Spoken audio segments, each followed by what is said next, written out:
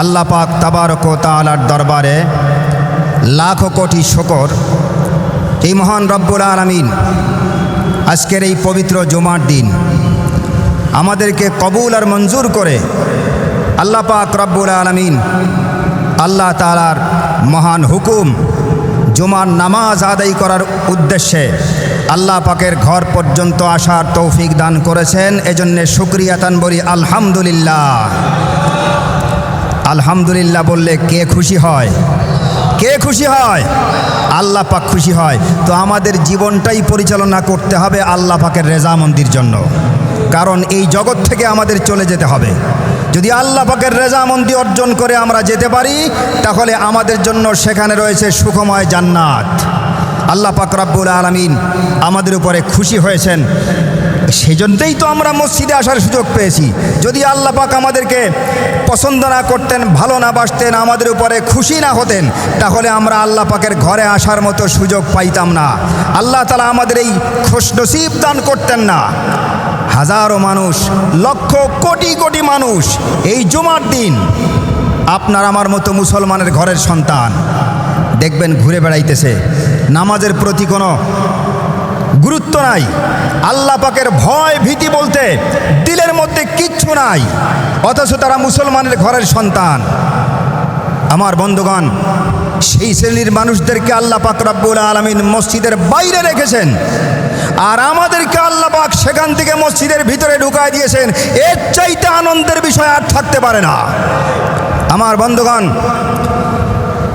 আল্লাহ পাক রব্বুল আলামিন আমাদেরকে এই দুনিয়াতে পাঠিয়েছেন আল্লাহ পাকের গোলামি করার জন্যে। কার গোলামি করার জন্যে? আল্লাহর গোলামি করার জন্যে। কোনো মানুষের গোলামি করার জন্য আল্লাহ পাক দুনিয়ায় পাঠান নাই, কারণ মানুষ আমার জীবন দিতে পারে নাই, মানুষ আমাকে সৃষ্টি করতে পারে নাই। সৃষ্টি করনেওয়ালা হলেন আল্লাহ পাক। সেই আল্লাহ রাব্বুল আলামিনের হুকুম অনুযায়ী আপনার আমার জীবন যাপন করতে হবে।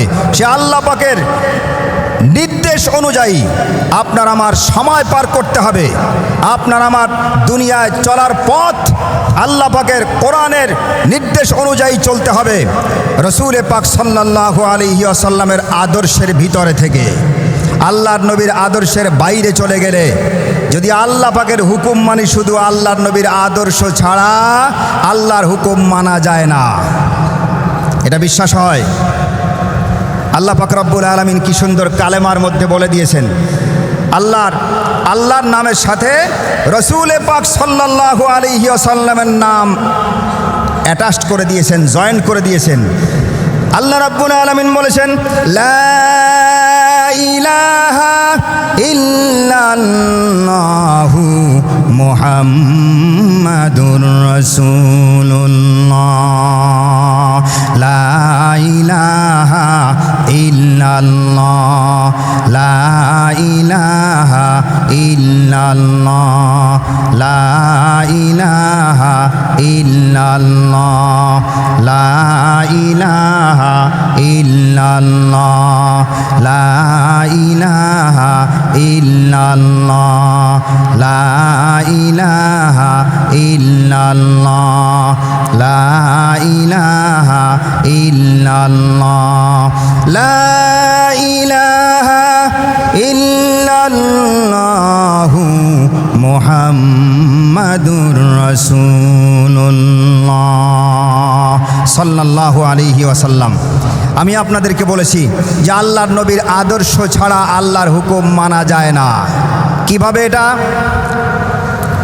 আল্লাহ পাক রব্বুল আলামিন বলেছেন, কুল ইন কুনতুম তুহিব্বুনাল্লাহা ফাত্তাবিউনি ইউহিব্বুকুমুল্লাহ ওয়া ইয়াগফির লাকুম যুনুবাকুম ওয়াল্লাহু গফুরুর রহিম। আল্লাহ রাব্বুল আলামিন, বন্ধুরা আমার, আল্লাহ পাক রব্বুল আলামিন কি চমৎকারভাবে জানায় দিয়েছেন, মেসেজ দিয়েছেন গোটা বিশ্ব মানবতার প্রতি। আল্লাহ পাক রব্বুল আলামিন কিভাবে অর্ডার করেছেন, আমার কোনো বান্দা, সবাই শুনে রাখো, আমার কোনো বান্দা যদি আমি আল্লাহ পাক রব্বুল আলামিনকে ভালোবাসতে চাও, আমার সঙ্গে সম্পর্ক করতে চাও, আমার সঙ্গে হৃদ্যতা সৃষ্টি করতে চাও, তাহলে হে নবী আপনি আপনার ওই উম্মতকে জানায় দেন, আপনার ওই উম্মত যেন আপনি পয়গম্বর আপনার আদর্শ বাস্তবায়ন করে। ফাত্তাবিউনি ইউহিব্বুকুমুল্লাহ। আল্লাহ পাক বলছেন এটা আপনার আমার কারোর বানানো তৈরি করা মতবাদ নয়, এটা আল্লাহ পাকের হুকুম।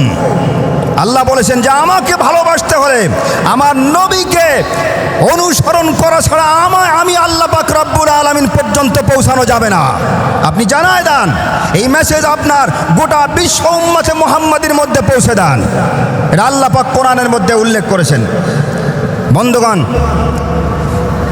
আল্লাহ পাক রব্বুল আলামিন যেই নবীর আদর্শ বাস্তবায়ন করতে বলেছেন, এই নবী জনাবে মুহাম্মদ রাসূলুল্লাহ সাল্লাল্লাহু আলাইহি ওয়াসাল্লামের ছোট্ট একটা ইতিহাস যা অবাক করা বিষয়। হযরতে আবু বকর সিদ্দিক রাদিয়াল্লাহু আনহু রাসূল পাক সাল্লাল্লাহু আলাইহি ওয়াসাল্লাম বাল্য বয়স থেকেই বন্ধুত্ব দুজনের মধ্যে।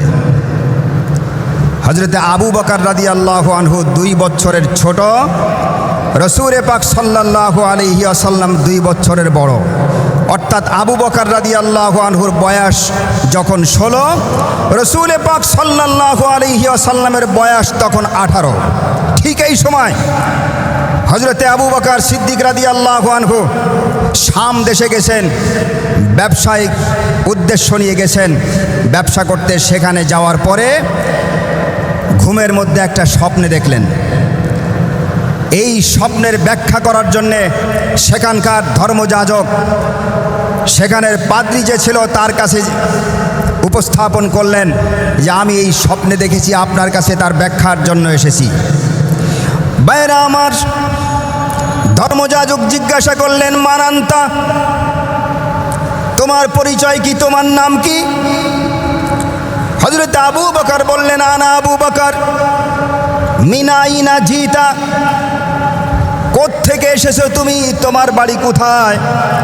হযরত আবু বকর রাদিয়াল্লাহু আনহু বললেন, মিনাল মক্কাতিল মুকাররমা, আমি এসেছি মক্কা মুকাররমা থেকে। বিআই গরজিন, কোন উদ্দেশ্যে এসেছো, কোন উদ্দেশ্যে এসেছো? হযরত আবু বকর সিদ্দিক রাদিয়াল্লাহু আনহু বললেন, বিগরজি তিজারা, ব্যবসার উদ্দেশ্যে এসেছি। তখন তার ব্যাখ্যা করলেন।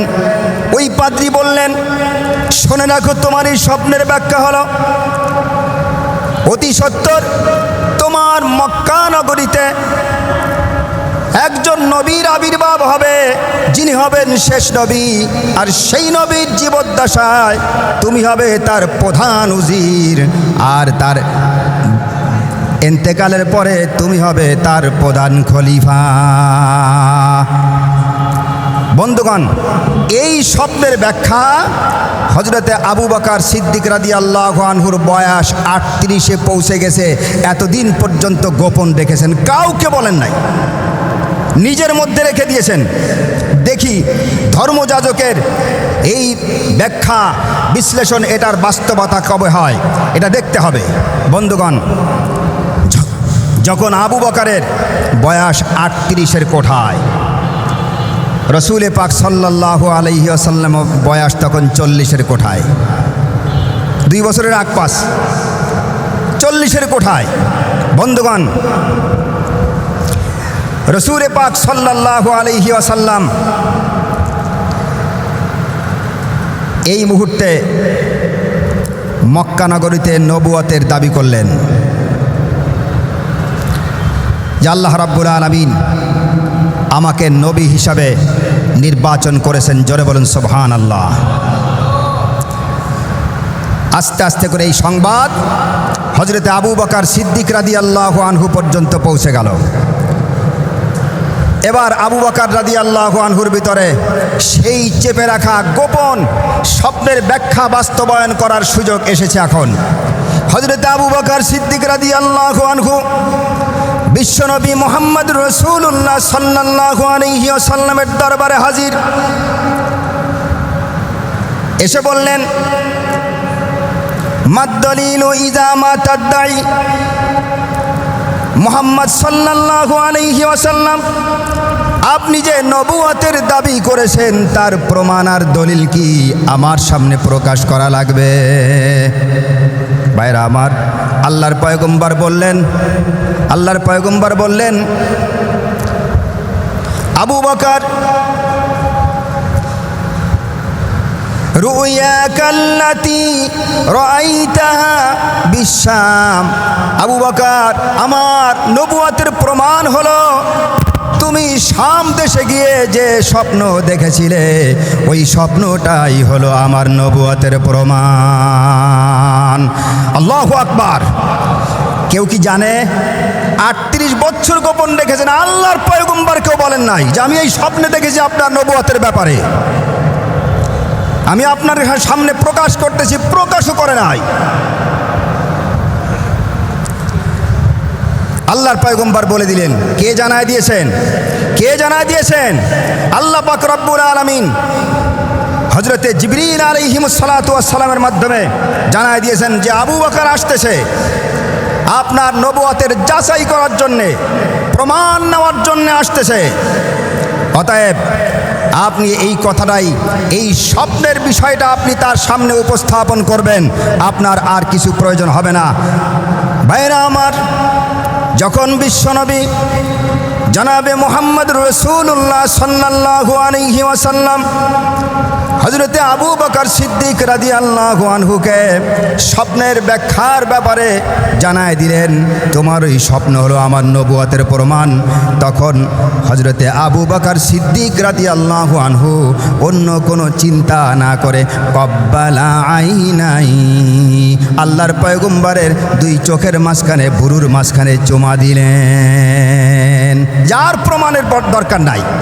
বন্ধুগণ, তো আল্লাহর পয়গম্বর আমাদেরকে এই দুনিয়াতে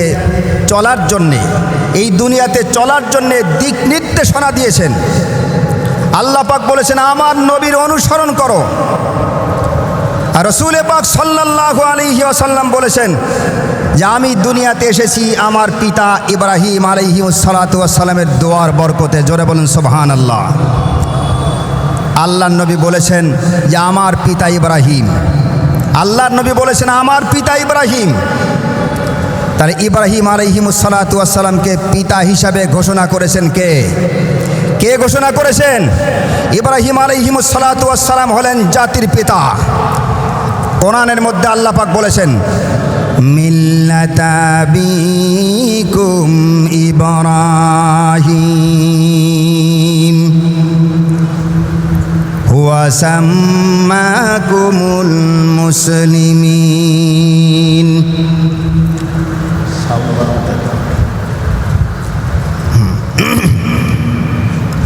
বন্ধুগণ, আল্লাহ পাক রব্বুল আলামিন জাতির পিতা হিসেবে নির্বাচন করে দিয়েছেন হযরতে ইব্রাহিম আলাইহিস সালাতু ওয়াস সালামকে।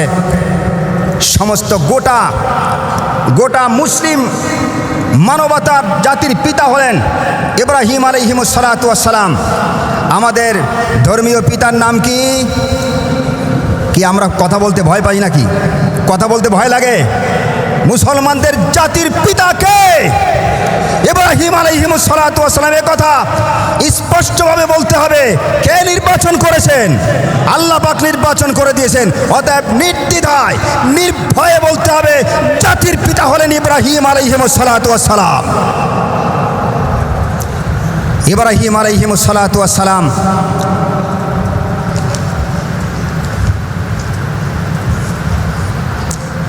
আমি আপনাদের সামনে সূরা মুমতাহিনা থেকে আয়াত তেলাওয়াত করেছি।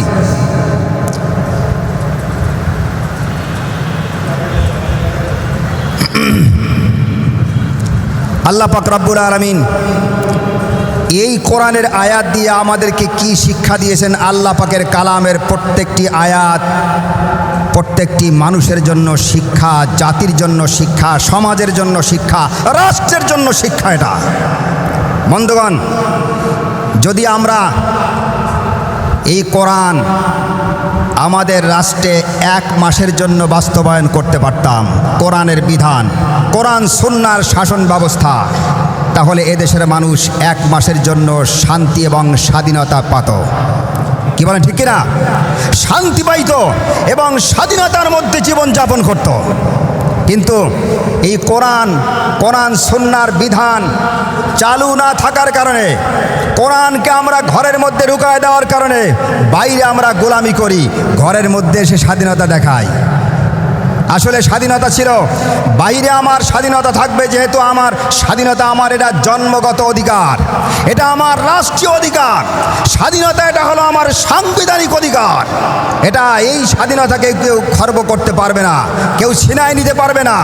বন্ধুগণ, জুমার মসজিদ, এই মসজিদ হলো গতানুগতিক আলোচনার জন্য নয়। মসজিদ হলো মুসাল্লিদের ঈমানি চেতনাকে বাড়িয়ে দেওয়ার জন্যে, ঈমানি চেতনা উদ্বুদ্ধ করার জন্যে। পুরো 1 সপ্তাহ মোবাইলে ব্যাটারি আছে, 1 দিন 2 দিন পরে কি হয়, ব্যাটারি ফুরায় যায়, আবার চার্জ দেওয়া লাগে। জুমার মসজিদ হলো ঠিক তদ্রূপভাবে পুরো 1 সপ্তাহ মানুষ, আমরা বিভিন্ন কাজে কর্মে ব্যস্ত থাকার কারণে আমাদের ঈমানের মধ্যে দুর্বলতা এসে যায়। আবার জুমার দিন যখন আসবে মুসাল্লিয়ানে কেরাম, তখন খতিব যিনি থাকবেন তার দায়িত্ব হলো এই মুসাল্লিয়ানে কেরাম যারা আসবেন তাদের ঈমানি চেতনায় উদ্বুদ্ধ করে দেওয়া, ঈমানি চেতনাকে আরও বৃদ্ধি করে দেওয়ার মতো বক্তব্য রাখা, আলোচনা করা, যা দিয়ে তারা তাদের ইবাদতের মধ্যে মজা পায়। মুসাল্লি বৃন্দ যারা আছে তারা যেন আল্লাহ পাকের প্রতি বেশি অগ্রসর হতে পারে, এই আলোচনাটাই জুমার ময়দানে, জুমার মসজিদে হতে হবে। বন্ধুগণ, ইব্রাহিম আলাইহিমুস সালাতু ওয়াস সালাম, আপনার আমার জাতির পিতা ইব্রাহিম আলাইহিমুস সালাতু ওয়াস সালাম, ইব্রাহিম আলাইহিস সালাম কাউকে ভয় পায় নাই, কাউকে ভয় করে নাই। হক কথা বলার জায়গা হলো মসজিদ, সত্য কথা বলার জায়গা মসজিদ।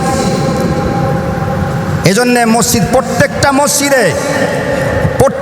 মসজিদে হক কথা বলতে হবে, সত্য কথা বলতে হবে। যদি সত্য কথা, কোনো মসজিদের খতিব যদি হক কথা না বলে, কোরআন সুন্নাহ অনুযায়ী বক্তব্য না রাখে, তাহলে ওই খতিবকে বোবা শয়তান হয়ে কিয়ামতের ময়দানে উঠতে হবে। কাজে আমাকে বা একজন খতিবকে বোবা শয়তান বানাইতে কেউ কি চাবেন? কেউ চাবেন? আমার বন্ধুগণের জন্য অনুরোধ করে বলি, আমি একটু স্পষ্টবাদী, আমি কথা বলতে, কোরআন সুন্নাহর কথা বলতে কখনো ভয় পাই না। আমাকে আল্লাহ পাক রব্বুল আলামিন কোরআন শেখার মতো তৌফিক দান করেছেন, আর আমি এটা প্রকাশ করব না, বলবো না, চাপায় রাখবো, গোপন করে রাখবো, আমাকেই জবাবদিহি করা লাগবে। আর আমি তো আমার থেকে বলি না, আমি তো একজন প্রকাশক মাত্র। কথা বলি আল্লাহ পাকের, কথা বলি আল্লাহ পাকের, আল্লাহর হুকুমগুলো আমি জনগণের সামনে উপস্থাপন করি। যে আমার উপরে বা কোনো খতিবের উপরে চড়াও হয়ে অথবা রিয়াকশন দেখানো, এটা ঠিক হবে না। বন্ধুগণ, ইব্রাহিম আলাইহিমুস সালাতু ওয়াস সালাম বলেছেন, قد كانت لكم أسوة حسنة في إبراهيم والذين معه। আল্লাহ পাক রব্বুল আলামিন ইব্রাহিম আলাইহিমুস সালাতু ওয়াস সালামের ব্যাপারে বলেছেন, তোমাদের জন্য উত্তম আদর্শবান ব্যক্তি রয়েছে, উত্তম আদর্শবান ব্যক্তি রয়েছে হযরত ইব্রাহিম আলাইহিমুস সালাতু ওয়াস সালাম এবং তার অনুসারী যারা। আমার বন্ধুগণ, ইব্রাহিম আলাইহিমুস সালাতু ওয়াস সালাম আল্লাহর পয়গম্বর। আকে লুতুফে খেশেরা ইজহার কর, আকে লুতুফে খেশেরা ইজহার কর, বাখলিলাস নারেরা গুলজার কর, বাখলিলাস নারেরা গুলজার কর। আকে আদা রাবা দরিয়া দর কাশিদ না করা আজ সঙ্গে খারা বরকাশিদ, না করা আজ সঙ্গে খারা বরকাশিদ। বন্ধুগণ, আল্লাহ পাকের কুদরত দেখাইছেন। হযরতে ইব্রাহিম আলাইহিমুস সালাতু ওয়াস সালামের ব্যাপারে বলেছেন, উত্তম আদর্শবান ব্যক্তি তোমাদের কাছে। ইব্রাহিম আলাইহিমুস সালাতু ওয়াস সালামকে নিয়ে নমরুদের মাথা ব্যথা। ইব্রাহিম আলাইহিস কি ডাকাত ছিলেন? কি কথা বলবেন না? সন্ত্রাস ছিলেন? দুর্নীতিবাজ ছিলেন? সমাজের কোনো খারাপ মানুষ ছিলেন? নাকি ইব্রাহিম আলাইহিমুস সালাতু ওয়াস সালামের আল্লাহ পাকের নির্বাচিত জাতির পিতা ছিলেন? ইব্রাহিম আলাইহিস সালাম আল্লাহ পাকের পয়গম্বর, আল্লাহর খলিল। কিন্তু আল্লাহ পাকের যেই দায়িত্ব ছিল, হুকুম ছিল, এই হুকুম যখন বাস্তবায়ন করতে গেছেন, সমাজের মানুষকে যখন দাওয়াত দিতে গেছেন, তখন তদানীন্তন যুগের রাষ্ট্রনায়ক ছিল নমরুদ, জালেম, স্বৈরাচার। এই রাষ্ট্রনায়কের বরদাস্ত হয় নাই। কারণ ইব্রাহিমের আদর্শ, ইব্রাহিমের বাচনভঙ্গি, ইব্রাহিমের আলাপ আলোচনা, কথাবার্তা দেখে শুনে মানুষ মুগ্ধ হয়ে যায়। জোরে বলুন সুবহানাল্লাহ। আল্লাহর কথা বললেই মানুষ এভাবে মুগ্ধ হয়, কোরআনের কথা বললেই মানুষ এভাবে সন্তুষ্ট হয়ে যায়, কোরআন শুনলেই মানুষের ঈমান বেড়ে যায়। বন্ধুগণ, ইব্রাহিম আলাইহিমুস সালাতু ওয়াস সালাম সম্পর্কে আল্লাহ পাক বলতেছেন, উত্তম আদর্শবান ব্যক্তি তোমাদের সামনে আমি তুলে দিয়েছি ইব্রাহিম আলাইহিমুস সালাতু ওয়াস সালামকে এবং তার অনুসারী যারা।